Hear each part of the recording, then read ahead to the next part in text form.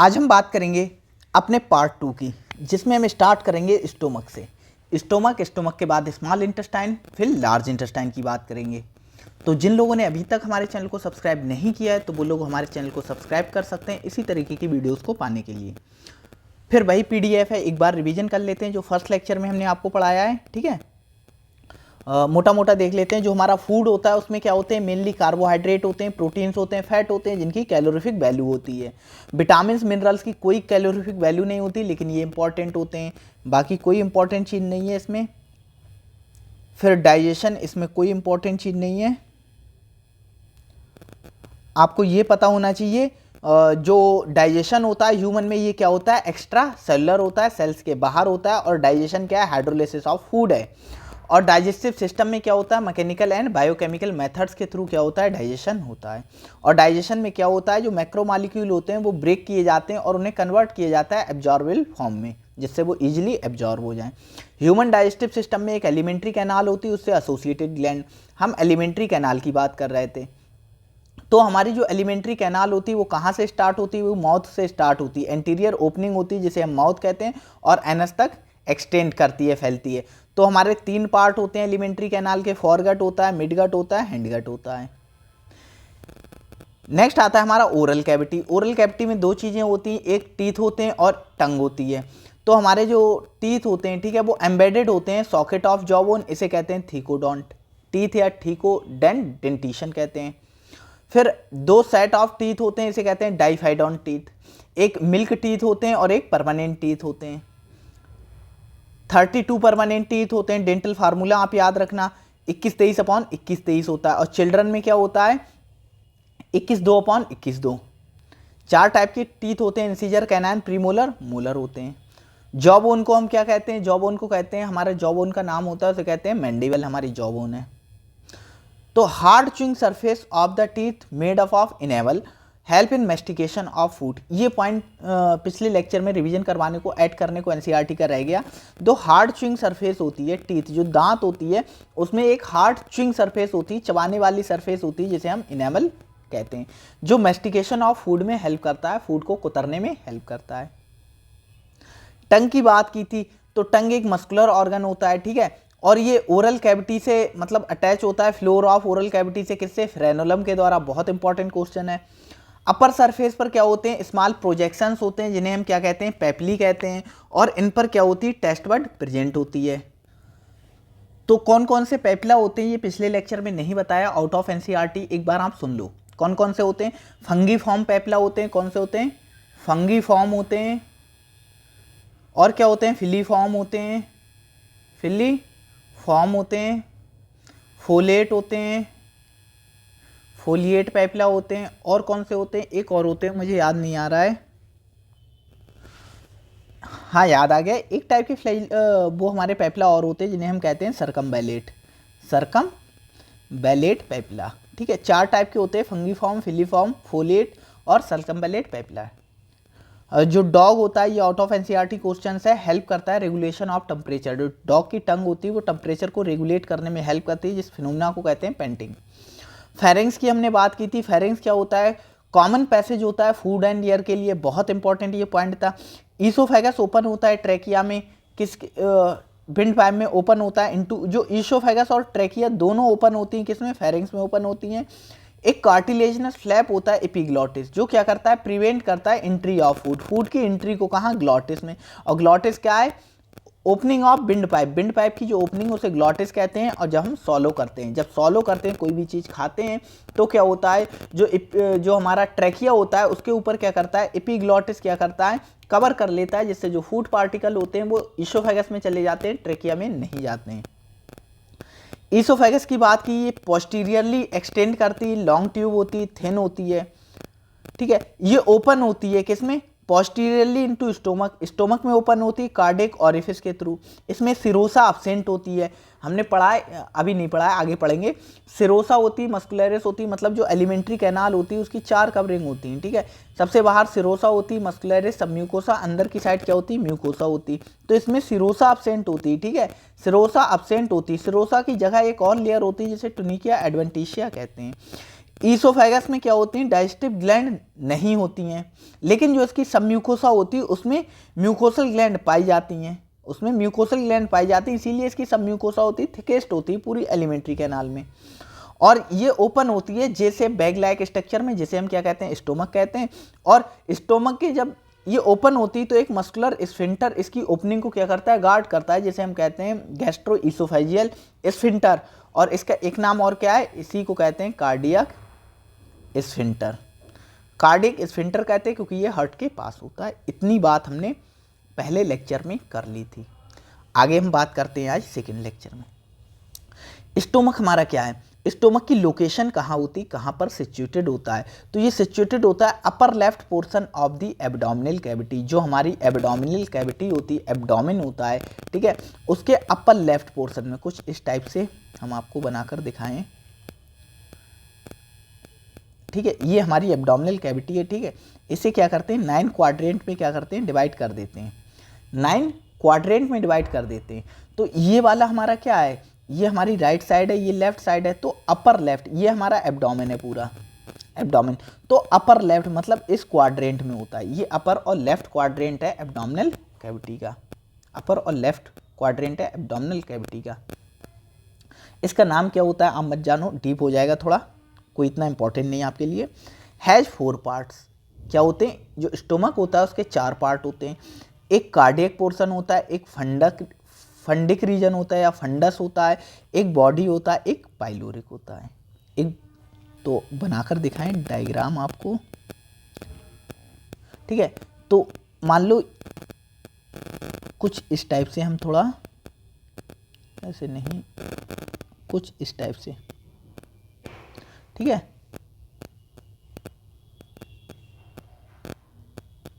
ये कर लिया, देखो ये सबसे ऊपर वाला पोर्शन है, इसे हम कहते हैं फंडस। इसमें क्या होती है, गैस फिलअप होती है, गैस फिल होती है, ठीक है, गैस होती है। ये वाला हमारा होता है कार्डियक, ये हमारा होता है बॉडी, और ये हमारा होता है पाइलोरिक, पाइलोरिक होता है, ठीक है। तो पढ़ते हैं कार्डियक, इनटू विच ईसोफेगस ओपन। देखो कार्डियक वाले में ही तो ईसोफेगस ओपन हो रही है, याद रखना जो ईसोफेगस होती है वो स्टोमक के किस पार्ट में ओपन होती है, ये एमसीक्यूज आपको देखने को मिलेगा। किसमें ईसोफेगस ओपन होती है, कार्डियक पोर्शन में। एक कार्डियक स्फिंक्टर होता है या वॉल्व होता है उसके थ्रू। फंडस रीजन हमने आपको बता दिया। बॉडी क्या होती है, मेन सेंट्रल रीजन होता है, मेन रीजन होता है, सेंट्रल बड़ा होता है काफ़ी। पाइलोरिक होती है, ओपन होती है first part of small intestine, क्योंकि ये पाइलोरिक होता है, यहाँ से स्मॉल इंटेस्टाइन स्टार्ट हो गई तो ये ओपन होता है first part of small intestine, जिसका नाम होता है ड्यूडेनम, ड्यूडेनम। और यहाँ पर एक बाल्ब पाया जाता है, यहाँ पर एक बाल्ब पाया जाता है, इस बाल्ब को हम क्या कहते हैं, बाल्ब को कहते हैं पाइलोरिक, या एक स्फिंक्टर पाया जाता है उसे हम क्या कहते हैं, पाइलोरिक स्फिंक्टर, पाइलोरिक स्फिंक्टर कहते हैं। तो intestine through pyloric sphincter valve, या पाइलोरिक वॉल्व कह दो या पाइलोरिक स्फिंक्टर कह दो।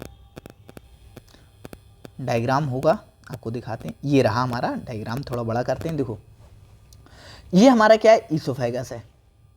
ये सबसे ऊपर वाला पोर्शन क्या है, ये वाला, ये हमारा पोर्शन है फंडस का। ये वाला पोर्शन हमारा क्या है, कार्डियक पोर्शन हो गया। ये वाला पोर्शन हमारा क्या है, कार्डियक के बाद ये वाला पोर्शन हमारा अप्रॉक्स यहाँ से आता है, ये वाला पोर्शन, ये वाला पोर्शन हमारा इतना क्या होता है, बॉडी, ठीक है। और जो हमारा पाइलोरिक वाला पार्ट होता है वो अप्रॉक्स यहाँ से होता है। ये वाला जो हमारा पार्ट है, ये वाला इतना पार्ट हमारा क्या है, पाइलोरिक है। ये थोड़ा इस टाइप से होगा, ठीक है। और ये वाला हमारा पार्ट क्या है, ये हमारा है, ये वाला, ये पाइलोरिक पार्ट है हमारा, ठीक है। और ये क्या है, सुपीरियर पोर्शन ऑफ डिडिनम, डिडिनम का ऊपर का भाग है। और यहाँ पर क्या होता है कि स्फिंक्टर होता है, जिसे पाइलोरिक स्फिंक्टर कहते हैं। यहाँ पर एक स्फिंक्टर होता है, इसे हम कहते हैं कार्डियक स्फिंक्टर, इसे हम कार्डियक स्फिंक्टर कहते हैं, या गैस्ट्रो ईसोफेजियल स्फिंक्टर कहते हैं, क्योंकि ईसोफेगस और गैस्ट्रो मतलब पेट के बीच में है। इसका और नाम क्या कह सकते हैं, हम इसे कह सकते हैं मतलब इसे हम कह सकते हैं गैस्ट्रोड्यूडेनल, क्योंकि स्टोमक और डिडनम के बीच में, तो गैस्ट्रोड्यूडेनल स्फिंक्टर भी कह सकते हैं और पाइलोरिक स्फिंक्टर भी कह सकते हैं। तो ये हमारा हो गया स्टोमक के बारे में। आगे हम बात करते हैं स्टोमक के बारे में। Due to less development of cardiac sphincter, जो कार्डियक स्फिंक्टर होता है ये वाला, यहाँ पर जो स्फिंक्टर होता है कार्डियक स्फिंक्टर होता है, ये जो चिल्ड्रंस होते हैं, जो बच्चे होते हैं, ठीक है, उनमें क्या होता है, ये कम डेवलप होता है। बच्चों में कम डेवलप होने की वजह से उनमें क्या होता है, रीजर्जिटेशन ज़्यादा कॉमन होता है। मतलब एक तरीके से जो वो मिल्क वगैरह पीते हैं, ठीक है, वो जल्दी बाहर आता है, या उसे कुछ खिलाओ बच्चों को तो जल्दी बाहर निकलता है, मुंह के थ्रू बाहर निकलता है। तो वही लिखा है कि बहुत कम डेवलप होता है, लेस डेवलप होता है cardiac sphincter, that is why regurgitation is common in newborn. इसीलिए जो बच्चे होते हैं, न्यूबॉर्न होते हैं, उसमें रीजर्जिटेशन बहुत कॉमन होता है। मतलब पेट का जो कंटेंट होता है वो माउथ के थ्रू बाहर आना, ये कॉमन होता है।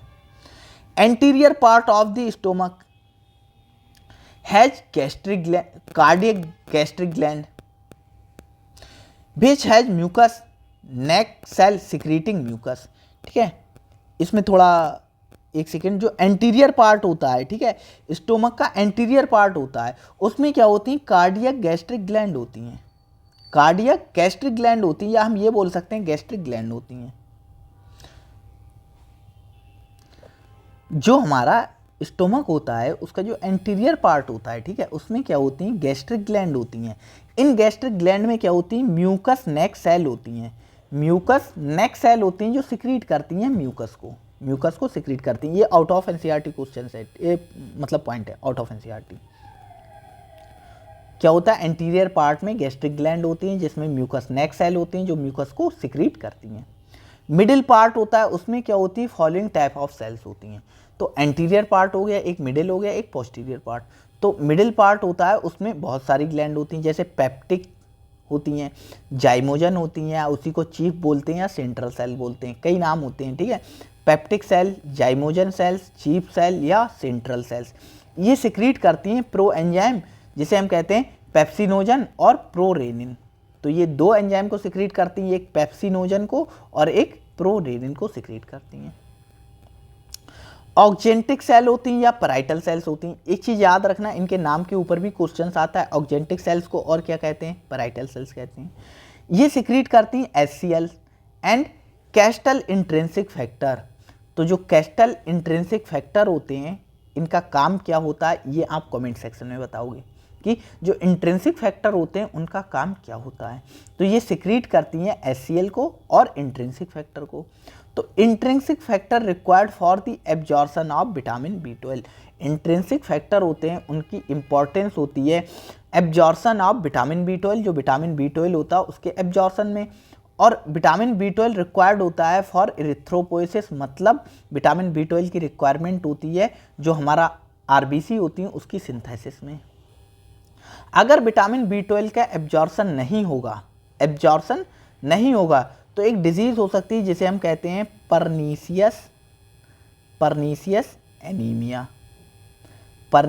एनीमिया हो जाती। अगर विटामिन बी12 का एब्जॉर्प्शन स्टोमक से नहीं हो पाएगा तो परनीसियस एनीमिया हो जाती। फिर आती म्यूकस कैनाल सेल। तो म्यूकस कैनाल सेल क्या सिक्रीट करती हैं, म्यूकस कैनाल सेल सिक्रीट करती हैं एल्कलाइन म्यूकस को।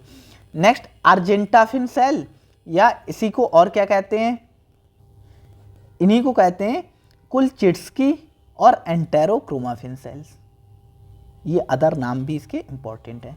ये सिक्रीट करती हैं सेरोटोनिन को। सेरोटोनिन क्या होता है, एक तरीके से हम कह सकते हैं ये क्या होता है, एक न्यूरोट्रांसमीटर होता है। न्यूरोट्रांसमीटर क्या होते हैं आगे हम बात करेंगे और चैप्टर में अगले। तो posterior part of the stomach है जी सेल या गैस्ट्रिन सेल्स, जो गैस्ट्रिन हार्मोन को सिक्रीट करती हैं, जो इंक्रीज करता है गैस्ट्रिक ग्लैंड के सिक्रीशन को। तो हमने क्या क्या पढ़ा है, देखो जो हमारा स्टोमक होता है उसका एंटीरियर पार्ट होता है, मिडिल पार्ट होता है, पोस्टीरियर पार्ट होता है। जो एंटीरियर पार्ट होता है उसमें क्या होती हैं, उसमें हमारी कौन सी होती हैं, कार्डियक गैस्ट्रिक ग्लैंड होती हैं, जिसमें क्या होती है, म्यूकस नेक सेल होती हैं जो म्यूकस को सिक्रीट करती हैं। जो हमारा मिडिल पार्ट होता है उसमें क्या होता है, हमारी पेप्टिक सेल्स होती हैं जो सिक्रीट करती हैं पेप्सिनोजन को, प्रोरेनिन को। दोनों प्रो एंजाइम होते हैं, मतलब इनकी एक्टिव फॉर्म क्या होती है, पेप्सिनोजन की एक्टिव फॉर्म होती है पेप्सिन, ठीक है, और प्रोरेनिन की क्या होती है, रेनिन। आप याद रखना, ठीक है, एक रेनिन, ये क्या होता है, एंजाइम। एक रेनिन होता है hormone, rennin hormone. Rennin hormone कहाँ से निकलता है, ये किडनी से निकलता है। और ये एंजाइम होता है, ये कहाँ से निकलता है, ये स्टोमक से निकलता है। तो याद कैसे रखेंगे, देखो इस जो किडनी से निकलता है जो हार्मोन होता है उसमें 3 एन होते हैं, 3 एन होते हैं, ठीक है। और इसमें क्या होते हैं, 2 एन होते हैं। ये चीज आप याद रखना कि कौन सा एंजाइम होता है, कौन सा हार्मोन होता है। ऑक्जेंटिक सेल होती हैं वो एचसीएल और इंट्रिंसिक फैक्टर को सिक्रीट करती हैं, और जो इंट्रिंसिक फैक्टर होते हैं उनका इंपॉर्टेंट रोल होता है किसमें, एब्जॉर्प्शन ऑफ विटामिन B12 में। म्यूकस सेल होती हैं या म्यूकस कैनाल सेल होती हैं जो अल्कलाइन म्यूकस को सिक्रीट करती हैं। अर्जेंटाफिल सेल होती हैं, एंटेरोक्रोमाफिन सेल्स होती हैं जो सेरोटोनिन को सिक्रीट करती हैं। जो पोस्टीरियर पार्ट होता है उसमें जी सेल होती हैं या गैस्ट्रिन सेल होती हैं जो गैस्ट्रिन हार्मोन को सिक्रीट करती हैं, जो इंक्रीज कर देते हैं जो गैस्ट्रिक ग्लैंड होती हैं उनके सिक्रीशन को। नेक्स्ट आते हैं स्मॉल इंटेस्टाइन पर। तो स्मॉल इंटेस्टाइन होती है वो 3 रीजन में डिवाइड होती है, उसके 3 रीजन होते हैं। एक होता है सी शेप होता है, जिस ह्यूमन में सी शेप होता है, और यू शेप होता है रैबिट में, जिसे हम कहते हैं ड्यूडेनम। तो ड्यूडेनम होती है वो ह्यूमन में क्या होती है, सी शेप होती है, रैबिट में क्या होती है, यू शेप होती है। एक लॉन्ग क्वाइल्ड मिडिल पोर्शन होता है जिसे हम जिजनम कहते हैं, और एक हाईली क्वाइल्ड पोर्शन होता है जिसे हम इलियम कहते हैं। ये हम पहले लेक्चर में बात कर चुके हैं, ड्यूडेनम, जिजनम, इलियम। ये भी याद रखना, क्वेश्चंस पूछ सकते हैं कि लॉन्ग क्वाइल्ड पोर्शन होता है वो क्या होता है, जिजनम, और एक हाईली क्वाइल्ड पोर्शन होता है वो क्या होता है, इलियम होता है। और ये ओपन होता है stomach, the opening of stomach into the duodenum is guarded by या स्फिंक्टर, जिसे पाइलोरिक स्फिंक्टर कहते हैं। ये हम पहले पढ़ चुके हैं। पाइलोरिक स्फिंक्टर को और क्या कहते हैं, गैस्ट्रोड्यूडेनल स्फिंक्टर भी कहते हैं। जो हमारा ड्यूडेनम होता है, ठीक है, आपको थोड़ा बनाकर दिखाएं।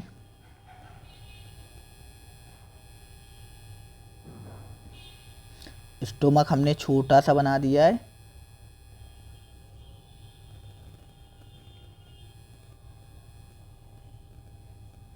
ठीक है, इस टाइप से। तो ये वाला जो हमारा पोर्शन है, ठीक है, ये कुछ इस टाइप से होता है, सी शेप, ठीक है। ये है हमारा ड्यूडेनम।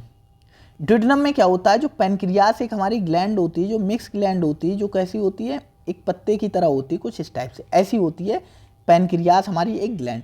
तो पैनक्रियास का ये वाला हेड वाला पोर्शन होता है, ये बॉडी होती है, और ये वाला टेल वाला पोर्शन होता है। तो जो पैनक्रियास होता है उसका हेड होता है वो ड्यूडेनम के जो सी होती है उसमें क्या होता है, अटैच होता है। Pancreas is located in U shape of duodenum. तो यहाँ पर यू शेप नहीं होगा, यहाँ पर क्या होगा, सी शेप होगा। ये हमारा क्या होगा, सी शेप होगा। एक सेकेंड रुको, मैं इसे क्या कर दूँ, थोड़ा ठीक कर दूँ। अब ठीक है।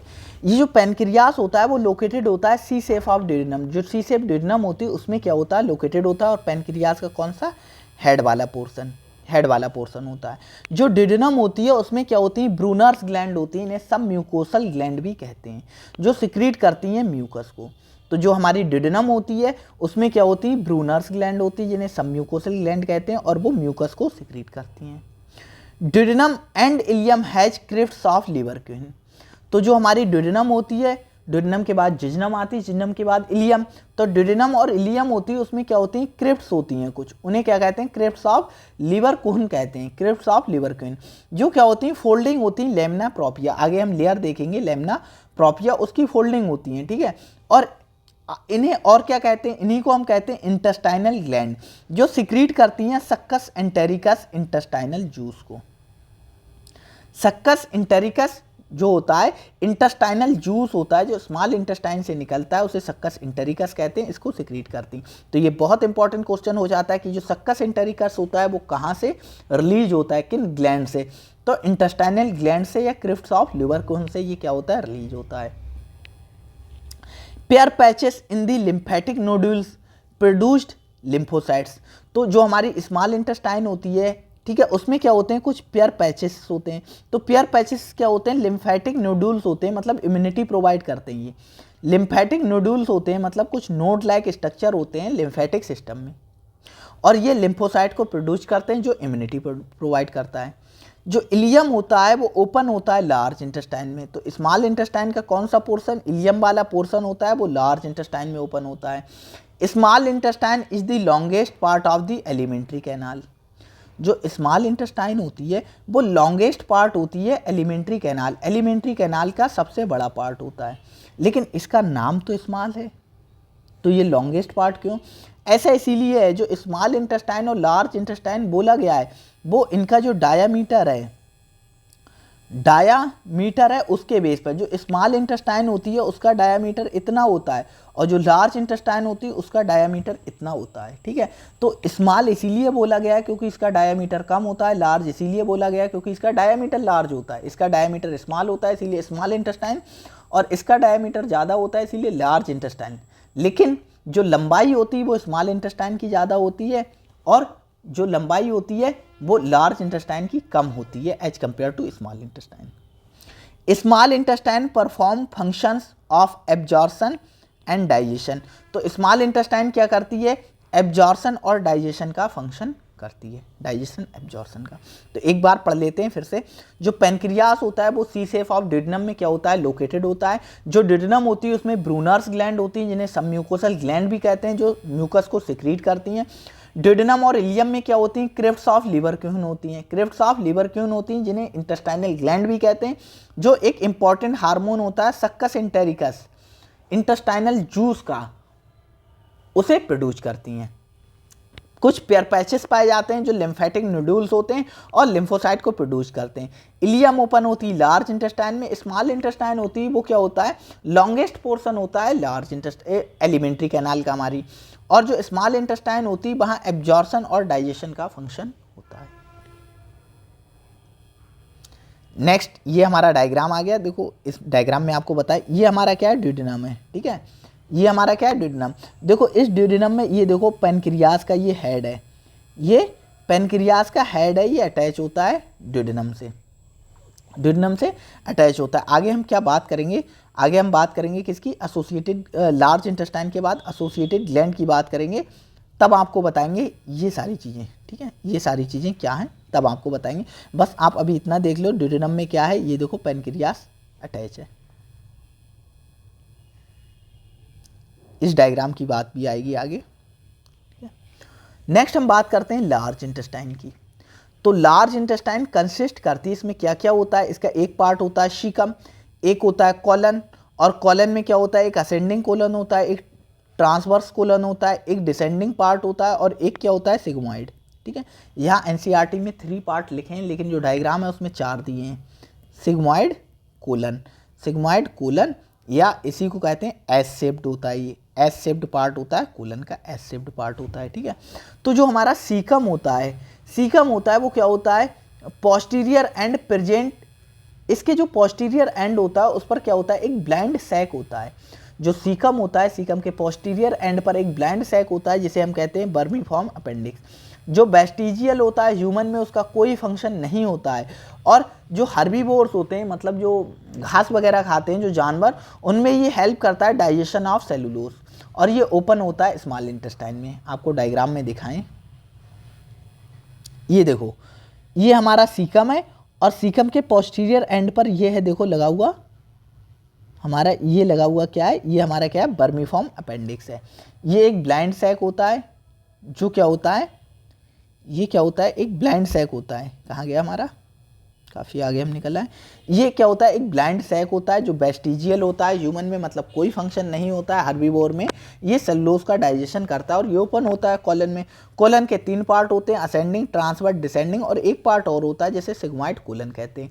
एनसीईआरटी की थ्योरी में 3 पार्ट लिखे हैं लेकिन जो डायग्राम है उसमें 4 पार्ट दिए गए हैं, इसीलिए आपको ये भी पता होना चाहिए कि सिग्मॉइड कोलन भी होता है। तो descending part opens into the rectum. तो जो डिसेंडिंग कोलन होती है, सिग्मॉइड कोलन होता है, वो रेक्टम में ओपन होता है और रेक्टम ओपन हो जाता है बाहर की साइड एनस में, बाहर की साइड एनस में। नेक्स्ट हम बात करते हैं wall of the alimentary canal. जो हमारी एलिमेंट्री कैनाल होती है उसकी वॉल्स की बात करते हैं। जैसे ये हमारी एलिमेंट्री कैनाल है तो इसकी ये जो वॉल है इसमें क्या क्या चीज़ पाई जाती है, कौन कौन सी लेयर पाई जाती है? तो जो वॉल होती है almost similar from oesophagus to rectum, oesophagus से रेक्टम तक लगभग सिमिलर होती है। लगभग बोला गया है, ऑलमोस्ट, लगभग सिमिलर होती है। पजेसिस 4 लेयर, इसमें क्या होती है 4 लेयर्स होती हैं। कौन कौन सी 4 लेयर होती हैं? सबसे बाहर की साइड सिरोसा होती है, फिर मस्कुलैरिस होती है, उसके बाद क्या होती है सब म्यूकोसा होती है, और लास्ट में क्या होती है म्यूकोसा होती है। ठीक है, हम देखते हैं डायग्राम से। ये हमारी है 4 लेयर। ठीक है, ये हमारी एक बाहर की साइड है जिसे हम कहते हैं शिरोसा, सिरोसा। सिरोसा के बाद हमारी क्या होती है? सिरोसा के बाद हमारी मस्कुलैरिस लेयर होती है। अब जो मस्कुलैरिस लेयर होती है उसमें क्या होती है? मस्कुलैरिस लेयर जो होती है वो फर्दर डिवाइड होती है। ठीक है, इसमें जो इनर होती है वो सर्कुलर होती हैं, आउटर लॉन्गिट्यूडनल होती हैं। ठीक है, इनर जो होती है वो सर्कुलर मसल्स की बनी होती है, सर्कुलर मसल्स की बनी होती। जो आउटर वाली होती है वो क्या होती है? लॉन्गिट्यूडनल मसल्स की बनी होती है, लॉन्गिट्यूडनल। आपको ऐसा लगता होगा ना कि ये गोल है तो सर्कुलर ये वाली होना चाहिए, ये गोल है। देखो हम ये क्या है, एक कट सेक्शन है, तो ये हमारी लॉन्गिट्यूडनल है। ठीक है, लंबी लंबी लॉन्गिट्यूडनल कुछ इस टाइप से। ठीक है, तो हम इसे कट करेंगे। ठीक है, कट करेंगे, इस पार्ट को हम कट करेंगे तो कैसी आएगी? ऊपर से हमें गोल गोल दिखेगी, गोल गोल दिखेगी, गोल गोल दिखेगी। तो हमारी क्या होती है? बाहर की साइड लॉन्गिट्यूडनल मसल फाइबर होते हैं, अंदर की साइड सर्कुलर होते हैं। लेकिन जो स्टोमक होता है, ठीक है, स्टोमक होता है उसमें क्या होते हैं? उसमें क्या होते हैं? ऑब्लिक भी पाए जाते हैं, ऑब्लिक मसल फाइबर भी पाए जाते हैं सिर्फ और सिर्फ स्टोमक में, स्टोमक में। उसके बाद हमारी क्या आती है? सब म्यूकोसा आती है और हमारी म्यूकोसा आती है, और बीच में हमारा क्या है? ल्यूमन। एक बार फिर से बता दे रहे हैं, सबसे बाहर हमारा क्या होता है? सिरोसा, उसके बाद मस्कुलैरिस, सब म्यूकोसा, उसके बाद म्यूकोसा आती है, और लास्ट में हमारे बीच में ये ल्यूमन है। जो हमारी मस्कुलैरिस लेयर होती है वो क्या होती है? वो फर्दर डिवाइड होती है। उसमें अंदर की साइड क्या होता है? वो सर्कुलर मसल्स होती हैं, और बाहर की साइड क्या होता है? लॉन्गिट्यूडनल मसल्स होती हैं। कभी कभी कुछ ऑब्लिक मसल्स भी पाई जाती हैं, जैसे कि स्टोमक में ऑब्लिक मसल्स पाई जाती हैं इन दोनों के बीच में। लिखा है यहाँ, शायद नहीं लिखा है। तो जो हमारी सिरोसा होती है वो आउटर मोस्ट लेयर होती है, सबसे बाहरी लेयर होती है। ये किसकी बनी होती है? Made up of thin mesothelium, thin mesothelium की बनी होती है। और थिन मीजोथीलियम, मीजोथीलियम का मतलब होता है epithelium of visceral organ, visceral organ की एपिथीलियम। हमारे विसरल ऑर्गन कैसे हैं? कौन से? जैसे विसरा हमारा हार्ट है, हमारा किडनी है, हमारा स्टोमक है। ठीक है, ये क्या होते हैं? विसरल ऑर्गन होते हैं। ठीक है, पेनक्रियास है हमारा, लंग्स है हमारा, तो ये सारे क्या है? हमारी बॉडी के विसरल ऑर्गन है, विसरा हैं। ठीक है, इनकी एपिथीलियम होती है, ठीक है, उससे बनी होती है। इसे कहते हैं थिन मीजोथीलियम, जो एपिथीलियम ऑफ विसरल ऑर्गन, और उसके साथ में कुछ कनेक्टिव टिश्यूज भी होते हैं। तो जो सिरोसा होती है वो किसकी बनी होती है? थिन मीजोथीलियम और कुछ कनेक्टिव टिश्यू। थिन मीजोथीलियम मतलब एपिथीलियम ऑफ विसरल ऑर्गन। जो मस्कुलैरिस लेयर होती है वो किसकी बनी होती है? स्मूथ मसल्स की बनी होती है। इसमें आउटर क्या होती हैं? आउटर लॉन्गिट्यूडनल होती हैं, और इनर क्या होती हैं? इनर सर्कुलर मसल्स होती हैं। ये अरेंज होती है इनर लॉन्गिट्यूडनल आउटर सर्कुलर, या outer circular inner longitudinal. Oblique muscles layer में प्रेजेंट इन सम रीजन, कुछ रीजन में क्या होती है? ऑब्लिक मसल्स लेयर भी प्रेजेंट होती है इन दोनों के बीच में। और ये किस में होता है? ये स्टोमक में होता है, स्टोमक में होता है। उसके बाद हमारी क्या आती है? सब म्यूकोसा आती है। तो सब म्यूकोसा क्या होती है? फॉर्म्ड होती है लूज कनेक्टिव टिश्यू से। ये किससे फॉर्म होती है? लूज कनेक्टिव टिश्यू होते हैं उससे फॉर्म होती है, और कंटेनिंग नर्व्स, इसमें क्या होती है? नर्व भी पाई जाती हैं। और क्या पाया जाता है? इसमें ब्लड वेसल्स भी पाई जाती हैं और लिम्फ वेसल्स भी पाई जाती हैं। तो जो हमारी सब म्यूकोसा होती है वो लूज कनेक्टिव टिश्यू से फॉर्म्ड होती है। उसमें क्या होते हैं? उसमें नर्व होती हैं, उसमें ब्लड होता है, और उसमें लिम्फ वेसल्स भी होती हैं, ब्लड वेसल्स और लिम्फ वेसल्स भी होती हैं। जो वेसल्स आते हैं, ठीक है, जैसे हम बोल रहे हैं ब्लड वेसल्स, ब्लड वेसल्स, तो ब्लड वेसल्स में क्या आती हैं? हमारी आर्टरी और वेन दोनों आ जाती हैं, आर्टरी वेन दोनों आ जाती हैं। In duodenum glands are also present in submucosa. तो जो हमारी क्या होती है? ड्यूडेनम होती है, उसमें ग्लैंड भी प्रेजेंट होती हैं सब म्यूकोसा वाले रीजन में, और इन्हें हम क्या कहते हैं? सब म्यूकोसल ग्लैंड कहते हैं। लास्ट लेयर आती है, सबसे अंदर की साइड होती है, वो कौन सी होती है? हमारी म्यूकोसा। ठीक है, ये आपको थोड़ा पता होना चाहिए। जैसे हमारी ये एलिमेंट्री कैनाल है, ठीक है, ये हमारी क्या है? एक एलिमेंट्री कैनाल है। जब इसे बीच से कट करके देखेंगे तो सबसे बाहर की साइड यहाँ पर क्या होगा? सिरोसा होगा, और सबसे अंदर की साइड ये जो होगा वो क्या होगा? हमारी म्यूकोसा होगी। ठीक है, और ये क्या है? ल्यूमन है, हमारी ल्यूमन। म्यूकोसा इनरमोस्ट लेयर होती है, लाइनिंग करती है ल्यूमन को ऑफ द एलिमेंट्री कैनाल की, ल्यूमन को लाइन करती है। और दिस लेयर फॉर्म्स, ये लेयर क्या करती है, इरेगुलर फोल्ड्स को फॉर्म करती है जिन्हें हम रुगी कहते हैं स्टोमक में। बहुत इंपॉर्टेंट पॉइंट है ये, ठीक है, बहुत इंपॉर्टेंट पॉइंट है ये। तो ये क्या करती है, कुछ इरेगुलर फोल्ड्स को फॉर्म करती है जिसे हम कहते हैं रुगी, कहाँ, स्टोमक में। इसमें क्या होते हैं, स्मॉल फिंगर लैग प्रोजेक्शंस होते हैं या फोल्डिंग्स होती हैं जिन्हें हम बिल्लाई कहते हैं, ये स्मॉल इंटेस्टाइन में पाई जाती हैं। तो ये मॉडिफाई हो जाती है थोड़ा, मतलब रुगी को भी फॉर्म करती है स्टोमक में और बिल्लाई को फॉर्म करती है कहाँ, स्मॉल इंटेस्टाइन में। The cells lining the villi produced numerous microscopic projections called microvilli. अब हमारी जैसे ये जो म्यूकोसा है इस पर ये हमारी बिल्लाई बनी, ठीक है, ये बिल्लाई बनी। अब इन बिल्लाई के ऊपर भी कुछ इस टाइप से संरचनाएं बन गई, ठीक है, इन्हें हमने बोला माइक्रो बिल्लाई, माइक्रो बिल्लाई। तो द सेल लाइनिंग द बिल्लाई, जो सेल्स बिल्लाई को लाइन करती हैं उन पर न्यूमरस माइक्रोस्कोपिक प्रोजेक्शंस होते हैं, मतलब माइक्रोस्कोप से दिखते हैं, उन्हें हम माइक्रो बिल्लाई कहते हैं। ऐसा इसीलिए होता है, ठीक है, क्योंकि increase the surface area enormously, जो एब्जॉर्शन होता है स्मॉल इंटेस्टाइन में, तो जितना ज़्यादा सरफेस एरिया होगा उतना ज़्यादा एब्जॉर्शन हो पाएगा फूड का, वाटर का। जो हमारा फूड है उसका एब्जॉर्शन उतना ही ज़्यादा हो पाएगा जितना ज़्यादा सरफेस एरिया होगा। और ये अपीयरेंस देती हैं ब्रश बॉर्डर अपीयरेंस, जैसे ब्रश की तरह एक बॉर्डर, जो बॉर्डर है वो कैसा हो गया, एक ब्रश की तरह हो गया, जैसा ब्रश होता है। तो ये क्या देती हैं, ब्रश बॉर्डर अपीयरेंस देती हैं। Villi are supplied with a network of capillary, जो बिल्लाई होती हैं वो सप्लाई होती हैं, ठीक है। बिल्लाई के अंदर क्या होता है, नेटवर्क होता है कैपिलरीज का, और इनमें क्या होती है, एक लार्ज लिम्ब वेसल्स होती है जिसे हम लैक्टियल कहते हैं। जो हमारा बिल्लाई होता है, ठीक है, बिल्लाई के अंदर क्या होता है, कैपिलरी होती हैं, बिल्लाई के अंदर कैपिलरी होती है, और एक क्या होता है, लार्ज लिम्ब वेसल्स होती है जिसे हम लैक्टियल्स कहते हैं। डायग्राम में दिखाते हैं, ये रहा हमारा डायग्राम। देखो क्या स्मॉल इंटेस्टाइन का ये क्या है, स्मॉल इंटेस्टाइनल म्यूकोसा का एक डायग्राम है जिसमें क्या है, बिल्लाई है, ठीक है। तो हमारा ये बिल्लाई है एक, ये हमारा क्या है, ग्रीन वाला आपको दिखता होगा, ग्रीन वाला बिल्लाई है। तो बिल्लाई के अंदर क्या था, बिल्लाई के अंदर क्या था, कैपिलरीज थी। देखो ये कैपिलरीज हैं, ये आर्टरी और वेन ने मिलकर क्या एक जालनुमा संरचना बनाई जिसे हम क्या कहते हैं, कैपिलरी कहते हैं। कैपिलरी क्या होती है, आर्टरी और वेन के मिलने पर एक जाल की तरह, नेट की तरह एक संरचना बनती है जिसे हम कहते हैं कैपिलरी। तो ये कैपिलरी हमको दिख रही है, ये हमारा क्या है, रेड और ब्लू, ये आर्टरी है और ये वेन का पार्ट है, मतलब आर्टेरियोल है, ये वेन्यूल्स है, इनने कैपिलरी फॉर्म की। कैपिलरी के बीच में आपको दिखता होगा लैक्टियल्स, ये येलो कलर का लैक्टियल्स, और लैक्टियल्स बहुत इंपॉर्टेंट होता है किसका, फैट के एब्जॉर्शन में, फैट एब्जॉर्शन में, फैट का एब्जॉर्शन इन्हीं लैक्टियल्स में होता है, इन्हीं लैक्टियल्स में होता है। ये हमने बात की थी क्रिप्ट्स ऑफ लीवरक्यूहन, जो क्रिप्ट्स ऑफ लीवरक्यूहन की हमने बात की थी, ठीक है।